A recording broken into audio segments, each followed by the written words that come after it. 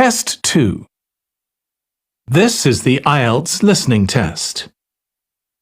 You will hear a number of different recordings, and you will have to answer questions on what you hear. There will be time for you to read the instructions and questions, and you will have a chance to check your work. All the recordings will be played once only. The test is in 4 parts. At the end of the test, you will be given 10 minutes to transfer your answers to the answer sheet. Now turn to Part 1.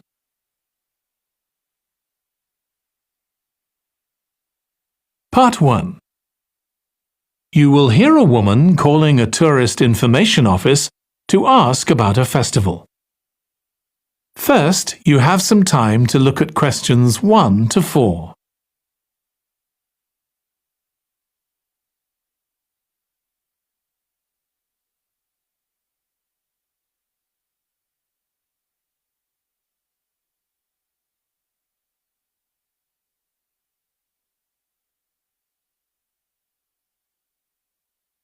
Now listen carefully and answer questions 1 to 4.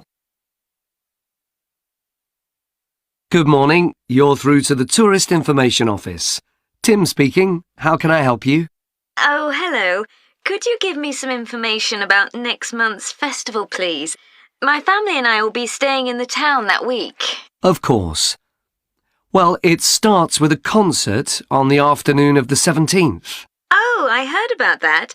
The orchestra and singers come from the USA, don't they? They're from Canada. They're very popular over there. They're going to perform a number of well-known pieces that will appeal to children as well as adults. That sounds good. My whole family are interested in music. The next day, the 18th, there's a performance by a ballet company called Eustatis. Sorry? The name is spelled Eustatis. They appeared in last year's festival and went down very well. Again, their programme is designed for all ages. Good. I expect we'll go to that. I hope there's going to be a play during the festival. A comedy, ideally. You're in luck. On the 19th and 20th, a local amateur group are performing one written by a member of the group. It's called Jemima. That'll be on in the town hall. They've already performed it 2 or 3 times. I haven't seen it myself, but the review in the local paper was very good. And is it suitable for children? Yes. In fact, it's aimed more at children than at adults. So both performances are in the afternoon. And what about dance? Will there be any performances? Yes, also on the 20th, but in the evening. A professional company is putting on a show of modern pieces with electronic music by young composers. Uh-huh. The show is about how people communicate, or fail to communicate with each other, so it's got the rather strange name, Chat. I suppose that's because that's something we do both face-to-face and online. That's right. Before you hear the rest of the conversation, you have some time to look at questions 5 to 10.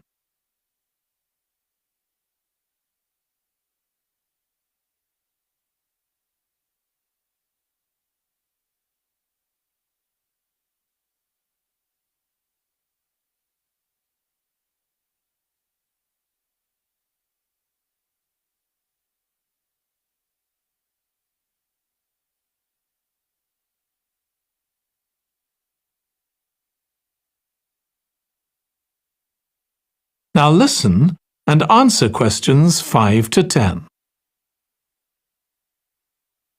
Now, there are also some workshops and other activities. They'll all take place at least once every day, so everyone who wants to take part will have a chance. Good. We're particularly interested in cookery. You don't happen to have a cookery workshop, do you? We certainly do. It's going to focus on how to make food part of a healthy lifestyle. And it'll show that even sweet things like cakes can contain much less sugar than they usually do. might be worth going to. We're trying to encourage our children to cook. Another workshop is just for children, and that's on creating posters to reflect the history of the town. The aim is to make children aware of how both the town and people's lives have changed over the centuries. The results will be exhibited in the community centre. Then, the other workshop is in toy making, and that's for adults only. Oh, why's that? Because it involves carpentry. Participants will be making toys out of wood, so there'll be a lot of sharp chisels and other tools around. It makes sense to keep children away from it. Exactly. Now, let me tell you about some of the outdoor activities. There'll be supervised wild swimming. Wild swimming? What's that? It just means swimming in natural waters, rather than a swimming pool. Oh, okay. In a lake, for instance. Yes, there's a beautiful one just outside the town, and that'll be the venue for the swimming. There'll be lifeguards on duty, so it's suitable for all ages. And finally, there'll be a walk in some nearby woods every day. The leader is an expert on insects. He'll show some that live in the woods and how important they are for the environment. So there are going to be all sorts of different things to do during the festival. There certainly are. If you'd like to read about how the preparations for the festival are going, the festival organizer is keeping a blog. Just search online for the festival website, and you'll find it. Well, thank you very much for all the information. You're welcome. Goodbye. Goodbye. That is the end of Part 1. Part 2. You will hear part of a talk to a gardening club about a local park. First, you have some time to look at questions 11 to 14.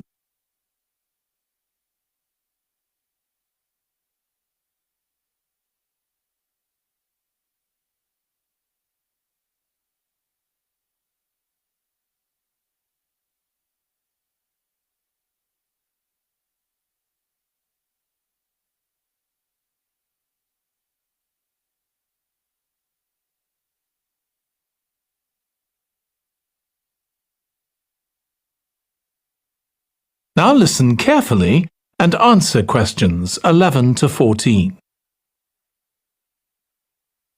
I'm very pleased to welcome this evening's guest speaker, Mark Logan, who's going to tell us about the recent transformation of Minster Park. Over to you, Mark. Thank you. I'm sure you're all familiar with Minster Park. It's been a feature of the city for well over a century, and has been the responsibility of the City Council for most of that time. What perhaps isn't so well known is the origin of the park. Unlike many public parks that started in private ownership, as the garden of a large house, for instance, Minster was some wasteland, which people living nearby started planting with flowers in 1892. It was unclear who actually owned the land, and this wasn't settled until 20 years later, when the council took possession of it. You may have noticed the statue near one of the entrances. It's of Diane Gosforth, who played a key role in the history of the park. Once the council had become the legal owner, it planned to sell the land for housing.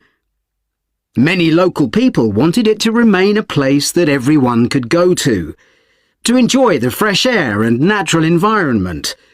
Remember, the park is in a densely populated residential area. Diane Gosforth was one of those people, and she organised petitions and demonstrations, which eventually made the council change its mind about the future of the land. Soon after this, the First World War broke out in 1914, and most of the park was dug up and planted with vegetables, which were sold locally. At one stage, the army considered taking it over for troop exercises, and got as far as contacting the city council. Then, decided the park was too small to be of use. There were occasional public meetings during the war in an area that had been retained as grass. After the war, the park was turned back more or less to how it had been before 1914 and continued almost unchanged until recently. Plans for transforming it were drawn up at various times, most recently in 2013, though they were revised in 2015 before any work had started. The changes finally got going in 2016 and were finished on schedule last year. Before you hear the rest of the talk, you have some time to look at questions 15 to 20.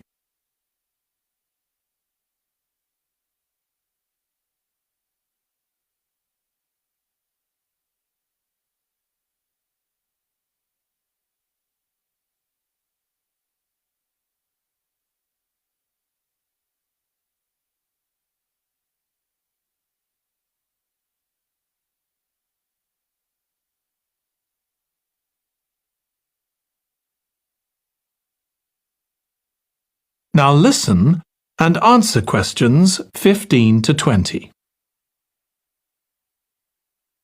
OK, let me tell you about some of the changes that have been made and some things that have been retained.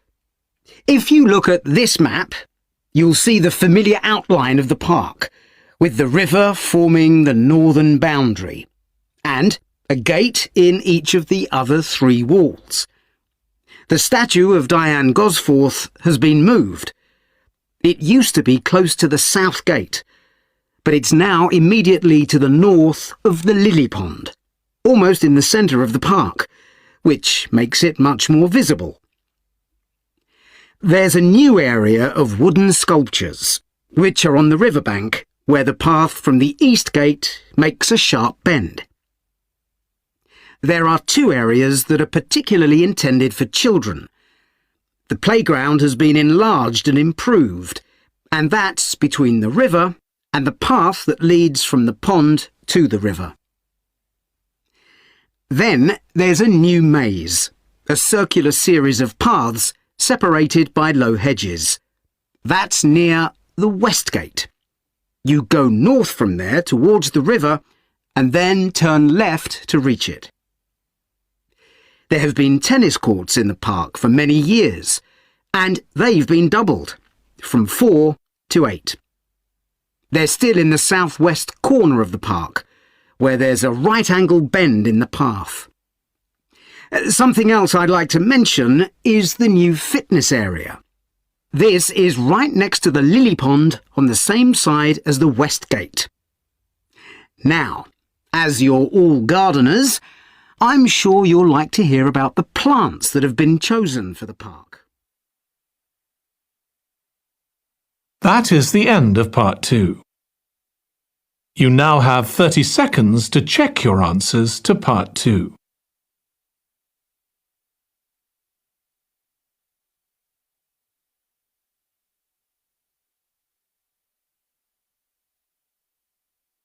Part 3. You will hear 2 students of English called Kathy and Graham planning a display on 19th century British life and literature for a university event. First, you have some time to look at questions 21 to 24.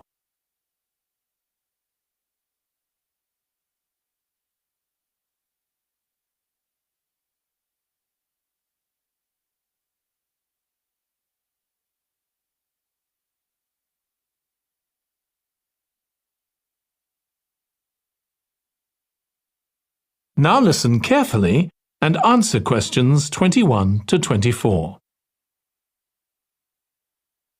OK, Graham, so let's check we both know what we're supposed to be doing. OK. So, for the university's open day, we have to plan a display on British life and literature in the mid-19th century. That's right. But we'll have some people to help us find the materials and set it up, remember? For the moment, we just need to plan it. Good. So, have you gathered who's expected to come and see the display? Is it for the people studying English or students from other departments? I'm not clear about it. Nor me. That was how it used to be, but it didn't attract many people, so this year it's going to be part of an open day to raise the university's profile. It'll be publicised in the city to encourage people to come and find out something of what goes on here, and it's included in the information that's sent to people who are considering applying to study here next year. Presumably, some current students and lecturers will come? I would imagine so. But we've been told to concentrate on the other categories of people. Right. We don't have to cover the whole range of 19th century literature, do we? No, it's entirely up to us. I suggest just using Charles Dickens. That's a good idea. Most people have heard of him and have probably read some of his novels or seen films based on them. So that's a good lead-in to life in his time. Exactly. And his novels show the awful conditions that most people had to live in, don't they? He wanted to shock people into doing something about it. Did he do any campaigning other than writing? Yes, he campaigned for education and other social reforms and gave talks. But I'm inclined to ignore that and focus on the novels. Yes, I agree. Before you hear the rest of the discussion, you have some time to look at questions 25 to 30.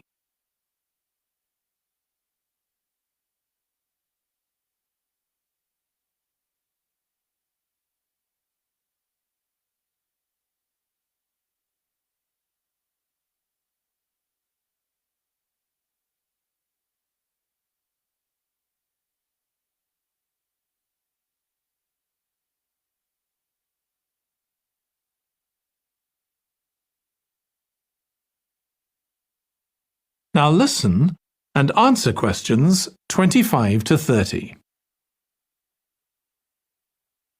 OK, so now shall we think about a topic linked to each novel? Yes, I've printed out a list of Dickens's novels in the order they were published, in the hope you'd agree to focus on him. You're lucky I did agree. Let's have a look. OK, the first was The Pickwick Papers, published in 1836.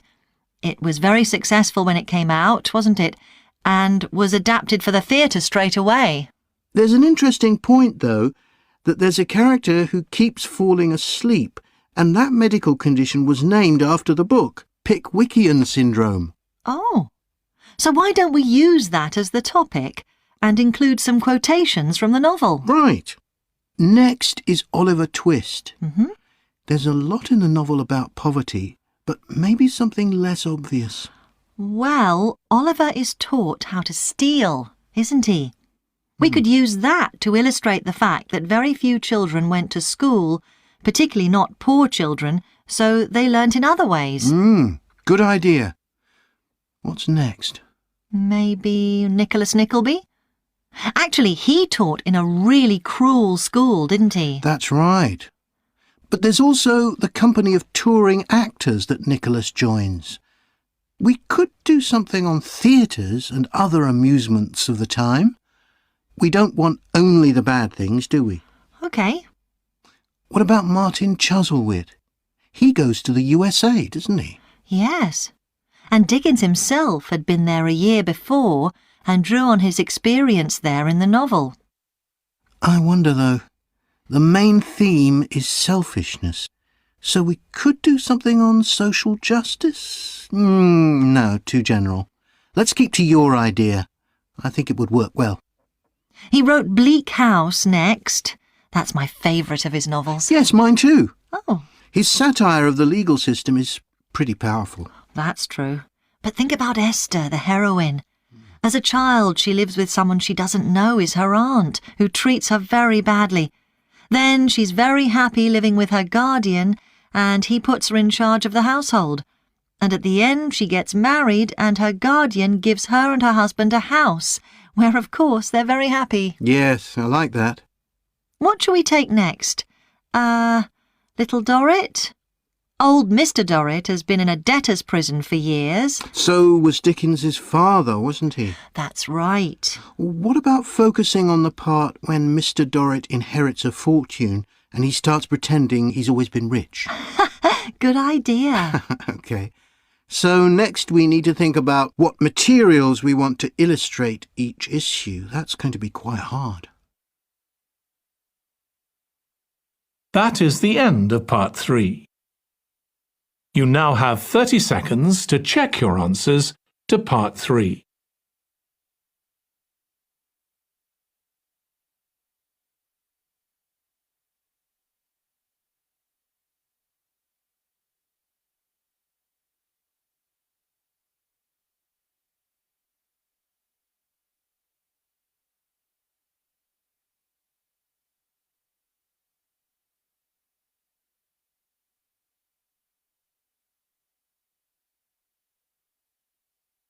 Part 4. You will hear part of a presentation about an agricultural program in the country of Mozambique. First, you have some time to look at questions 31 to 40.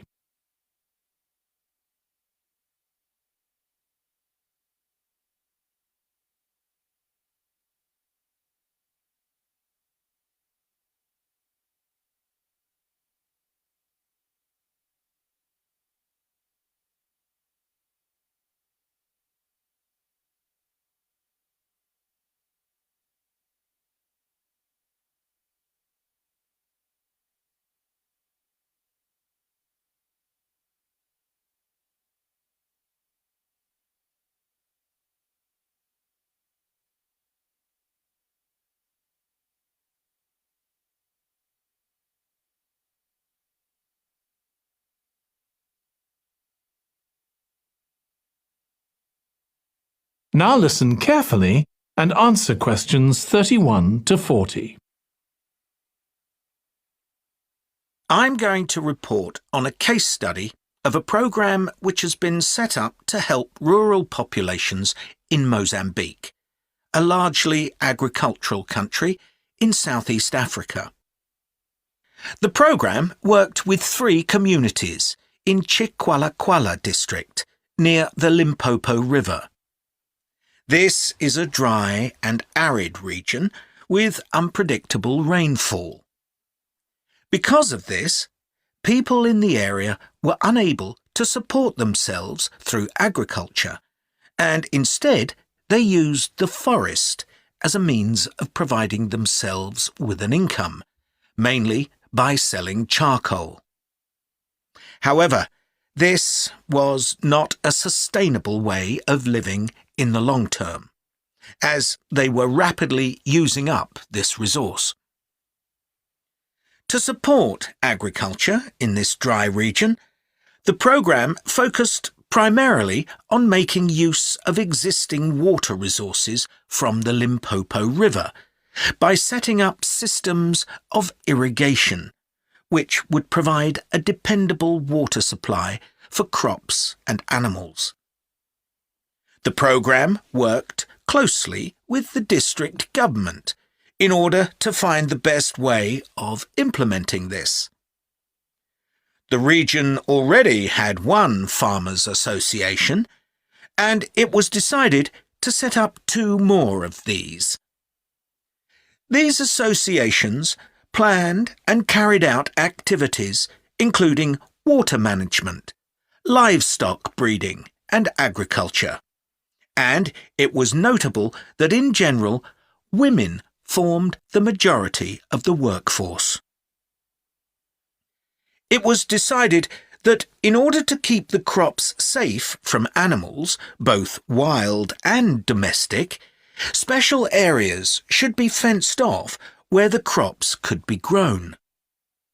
The community was responsible for creating these fences, but the program provided the necessary wire for making them. Once the area had been fenced off, it could be cultivated. The land was dug so that vegetables and cereals appropriate to the climate could be grown, and the programme provided the necessary seeds for this. The programme also provided pumps, so that water could be brought from the river in pipes to the fields. However, the labour was all provided by local people, and they also provided and put up the posts that supported the fences around the fields.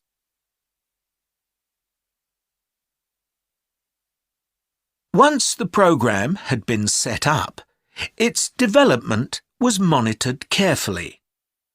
The farmers were able to grow enough produce not just for their own needs, but also to sell. However, getting the produce to places where it could be marketed was sometimes a problem, as the farmers did not have access to transport, and this resulted in large amounts of produce, especially vegetables, being spoiled. This problem was discussed with the farmers' associations, and it was decided that in order to prevent food from being spoiled, the farmers needed to learn techniques for its preservation. There was also an additional initiative that had not been originally planned, but which became a central feature of the programme. This was when farmers started to dig holes for tanks in the fenced-off areas and to fill these with water and use them for breeding fish, an important source of protein. After a time, another suggestion was made by local people which hadn't been part of the programme's original proposal, but which was also adopted later on. They decided to try setting up colonies of bees, which would provide honey both for their own consumption and to sell. So, what lessons can be learned from this programme? First of all, it tells us that in dry, arid regions, if there is access to a reliable source of water, there is great potential for the development of agriculture.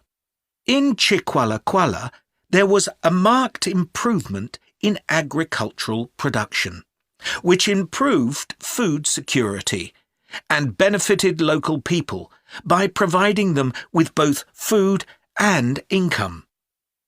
However, it's important to set realistic timelines for each phase of the programme, especially for its design, as mistakes made at this stage may be hard to correct later on. The programme demonstrates that sustainable development is possible in areas where there is. That is the end of part 4. You now have 1 minute to check your answers to part 4.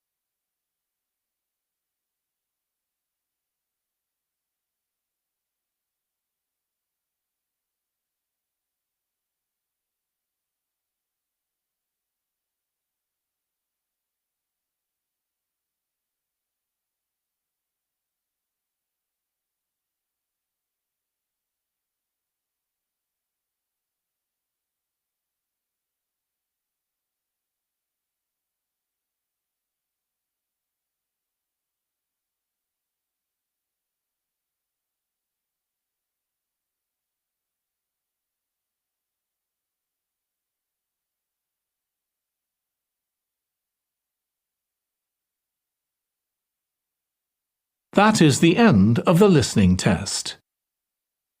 In the IELTS test, you would now have 10 minutes to transfer your answers to the answer sheet.